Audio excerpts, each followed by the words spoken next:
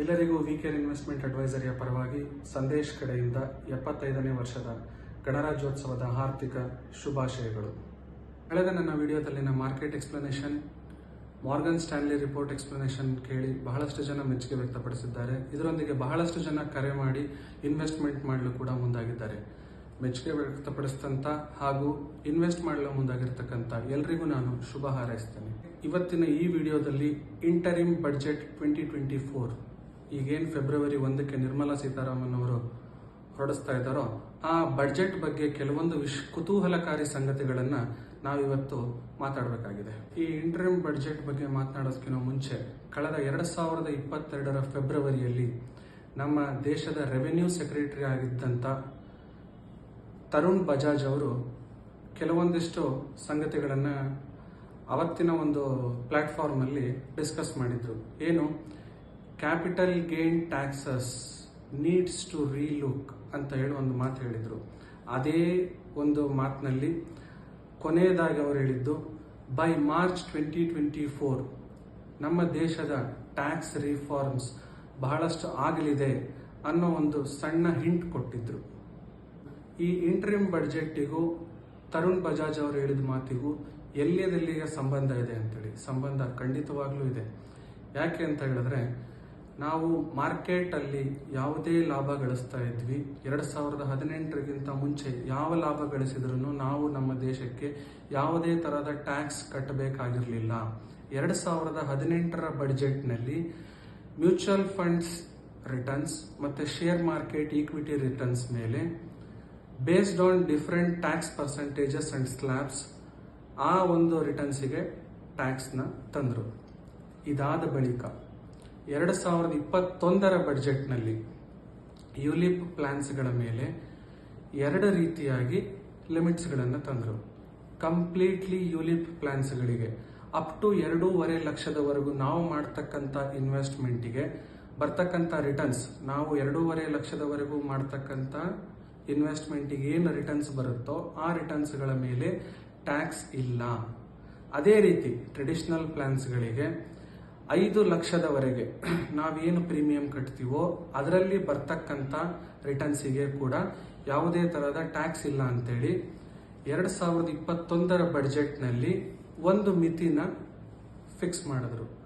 But ಈಗ ಈ ತರುಣ್ ಬಜಾಜ್ ಅವರು ಹೇಳಿದಂಥ ಮಾತನ್ನ ಇಟ್ಕೊಂಡು ಹಲವಾರು ಫೈನಾನ್ಷಿಯಲ್ ಎಕ್ಸ್ಪರ್ಟ್ಸ್ಗಳು ಹೇಳ್ತಾ ಇರೋದೇನೆಂದ್ರೆ, ಈ ಬಡ್ಜೆಟ್ನಲ್ಲಿ ಬಹಳಷ್ಟು ಚೇಂಜಸ್ಗಳಾಗೋದಿದೆ.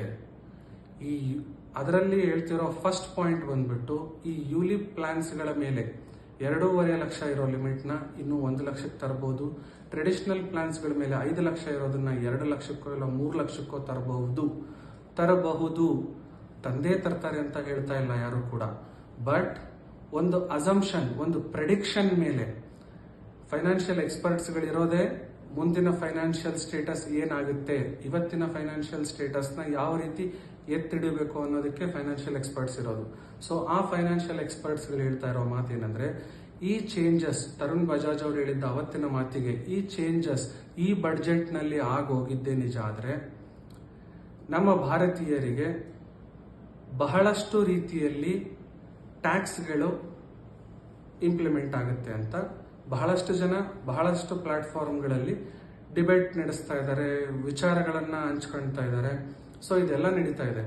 ಸೊ ಇಲ್ಲಿ ನಾನು ಹೇಳೋದೇನೆಂದ್ರೆ, ಆದಷ್ಟು ಈ ಫೆಬ್ರವರಿ 1ರ ಒಳಗಡೆ, ಫೆಬ್ರವರಿ 1ರ ಬಡ್ಜೆಟಲ್ಲಿ ಚೇಂಜ್ ಮಾಡ್ತಾರೋ ಮಾಡಲ್ವೋ ಗೊತ್ತಿಲ್ಲ, ಬಟ್ ನಮ್ಮ ಸೇಫ್ಟಿಗೋಸ್ಕರ ನಮ್ಮಲ್ಲಿರೋ ಹಣನ ಫೆಬ್ರವರಿ 1ರ ಒಳಗೆ ಹೂಡಿಕೆ ಮಾಡ್ಕೊಂಡ್ರೆ ನಾವು ಖಂಡಿತವಾಗ್ಲೂ ಕೂಡ ಟ್ಯಾಕ್ಸ್ ಉಳಿಸಬಹುದು ಅನ್ನೋ ಒಂದು ಮಾತನ್ನ ಎಲ್ರಿಗೂ ಹೇಳೋದಕ್ಕೆ ಇಷ್ಟಪಡ್ತೇನೆ. ಸ್ನೇಹಿತರೆ, ಈ ವಿಡಿಯೋದಲ್ಲಿ ಕೊನೆಯದಾಗಿ ನಾನು ನಿಮಗೆ ಒಂದು ಎಕ್ಸಾಂಪಲ್ ಹೇಳೋದಕ್ಕೆ ಇಷ್ಟಪಡ್ತೀನಿ. ಸಪೋಸ್ ಈ ಫೆಬ್ರವರಿ 1ಗೆ ಏನಾದರೂ ಟ್ಯಾಕ್ಸ್ ಪರ್ಸೆಂಟೇಜ್ ಅಥವಾ ಟ್ಯಾಕ್ಸ್ ಸ್ಲ್ಯಾಬ್ಗಳ ಚೇಂಜ್ ಆಗದೇ ಇದ್ರೆ ನಮಗೂ ಒಳ್ಳೇದು, ನಿಮಗೂ ಒಳ್ಳೇದು. ಸಪೋಸ್ ಏನಾದರೂ ಟ್ಯಾಕ್ಸ್ ಚೇಂಜಸ್ ಆದರೆ, ಒಂದು ಎಕ್ಸಾಂಪಲ್ ತಗೋಣ. ಇವತ್ತು ನಾನು ಇನ್ವೆಸ್ಟ್ಮೆಂಟ್ ಮಾಡಿರತಕ್ಕಂಥ ಒಂದು ಯುಲಿಪ್ ಪ್ಲಾನ್ಸಿಗೆ ರಿಟರ್ನ್ಸ್ ಇನ್ನು 10 ವರ್ಷಕ್ಕೋ 15 ವರ್ಷಕ್ಕೋ 40 ಲಕ್ಷ ಲಾಭ ಬಂತು ಅಂದರೆ ನಾನು ಯಾವುದೇ ತರಹದ ಟ್ಯಾಕ್ಸ್ ಕಟ್ಟೋ ಹಾಗಿಲ್ಲ. ಸಪೋಸ್ ಏನಾದರೂ ಫೆಬ್ರವರಿ 1ರ ಬಡ್ಜೆಟ್ನಲ್ಲಿ ಇನ್ ಕೇಸ್ ಏನಾದರೂ ಟ್ಯಾಕ್ಸ್ ರಿಫಾರ್ಮ್ ಮಾಡಿದ್ರು, ಟ್ಯಾಕ್ಸ್ ಚೇಂಜಸ್ ಮಾಡಿದ್ರು ಅಂದರೆ ಇದೇ ಇನ್ನು 5ರಿಂದ 6 ದಿವಸಗಳ ನಂತರದಲ್ಲಿ ನೀವು ಇನ್ವೆಸ್ಟ್ಮೆಂಟ್ ಮಾಡ್ತಕ್ಕಂಥ ಅಮೌಂಟಿಗೆ ಒನ್ ಎಕ್ಸಾಂಪಲ್, ಬಹಳಷ್ಟು ಜನ ಫೈನಾನ್ಷಿಯಲ್ ಎಕ್ಸ್ಪರ್ಟ್ಸ್ಗಳು ಹೇಳ್ತಾ ಇರೋದು 20% ಸ್ಲ್ಯಾಬಿಗೆ ತರ್ತಾರೆ, 20% ಟ್ಯಾಕ್ಸ್ ತರ್ತಾರೆ ಅಂತ ಹೇಳ್ತಾ ಇದ್ದಾರೆ. ಆ ಉದಾಹರಣೆಯಲ್ಲೇ ಮಾತಾಡೋಣ. ಇವತ್ತು ಈ ಜನವರಿ 31ರ ಒಳಗಡೆ ನೀವೇನು ಇನ್ವೆಸ್ಟ್ಮೆಂಟ್ ಮಾಡ್ತಿರೋ ಅದಕ್ಕೆ ಯಾವುದೇ ತರಹದ ಟ್ಯಾಕ್ಸ್ ಇಲ್ಲ.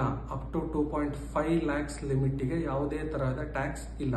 ಅದೇ ಫೆಬ್ರವರಿ 1ರಿಂದ ನೀವು 2.5 lakhs ಇನ್ವೆಸ್ಟ್ಮೆಂಟ್ ಮಾಡಿ ಅದೇ ನಿಮ್ಮ ಲಾಭ 40 ಲಕ್ಷ ಬಂದಿದ್ದೇ ನಿಜ ಆದರೆ ಅವತ್ತಿನ 20% ಅಂದರೆ 8 ಲಕ್ಷ ರೂಪಾಯಿನ ನೀವು ಟ್ಯಾಕ್ಸ್ ರೀತಿಯಲ್ಲಿ ಕಟ್ಟಬೇಕಾಗತ್ತೆ.